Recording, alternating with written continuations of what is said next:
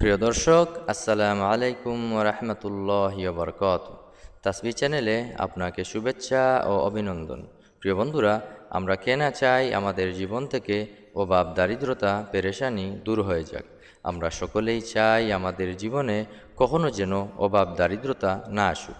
প্রিয় দর্শক, আজ আপনাদের এমন একটি আমলের কথা বলবো যে আমলটি করলে মৃত্যু পর্যন্ত কখনো দারিদ্রতা পাকড়াও করবে না। আমলটি হচ্ছে কোরআনের ৪২তম সূরা আশ-শুরা এর ১৯ নম্বর আয়াতের আমল। এই আয়াতে আল্লাহ পাক বলেন, আল্লাহু লাতীফুম বিইবাদিহি ইয়ারযুকু মান ইয়াশা ওয়া হুয়াল কাউইয়ুল আজিজ। অর্থাৎ আল্লাহ তার বান্দাদের প্রতি অতি দয়ালু। তিনি যাকে ইচ্ছা রিজিক দান করেন, আর তিনি মহাশক্তিধর, মহাপরাক্রমশালী।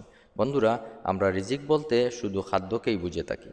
পক্ষান্তরে আমাদের জীবনে যা কিছু প্রয়োজন সব কিছুই রিজিক। খাদ্য, বস্ত্র, বাসস্থান, শিক্ষা, চিকিৎসা, এই সব কিছুই আমাদের রিজিক। আল্লাহ যাকে ইচ্ছা তাকে সম্পদের রিজিক দান করেন, যাকে ইচ্ছা সুস্থতার রিজিক দান করেন।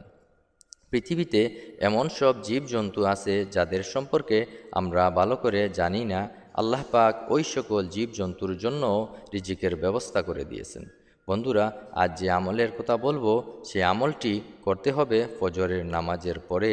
ফজরের নামাজ কত বরকতময় নামাজ। রাসূলুল্লাহ সাল্লাল্লাহু আলাইহি ওয়াসাল্লাম বলেছেন, ঈশার নামাজ এবং ফজরের নামাজ জামাতের সাথে পড়ার মধ্যে যে বরকত এবং ফজিলত রয়েছে তা যদি মানুষ জানতো তাহলে হামাগুড়ি দিয়ে হলেও মসজিদে আসতো। সুবহানাল্লাহ।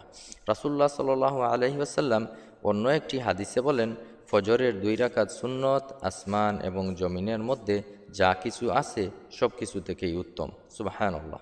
বন্ধুরা, আমরা 5 ওয়াক্ত নামাজ জামাতের সাথে পড়ার চেষ্টা করব ইনশাআল্লাহ। প্রিয় দর্শক, আমরা যদি চাই আমাদের জীবন থেকে অভাব, দারিদ্রতা দূর হয়ে যাক, মৃত্যু পর্যন্ত কোনো অভাব, পেরেশানি আমাদের জীবনে না আসুক, তাহলে আমাদের উচিত প্রতিদিন ফজরের নামাজের পরে সূরা আশ-শুরা এর ১৯ নম্বর আয়াতটি ৭০ বার পড়া। আমরা যদি এই আমলটির অভ্যাস করে নিতে পারি, মৃত্যু পর্যন্ত আমাদের জীবনে অভাব, দারিদ্রতা, পেরেশানি কখনো আসবে না। আল্লাহ পাক আমাদের যেন এই সকল গুরুত্বপূর্ণ আমল করার তৌফিক দেন। প্রতিদিন এরকম ভিডিও পেতে তাসবিহ চ্যানেলকে সাবস্ক্রাইব করে পাশে থাকবেন। ভিডিওটিতে অবশ্যই লাইক এবং কমেন্ট করবেন। আপনার আত্মীয় এবং বন্ধুদের সাথে শেয়ার করে সকলকে দেখার সুযোগ করে দিবেন। দেখা হবে পরবর্তী ভিডিও নিয়ে। আসসালামু আলাইকুম ওয়া রাহমাতুল্লাহি ওয়া বারাকাতুহু।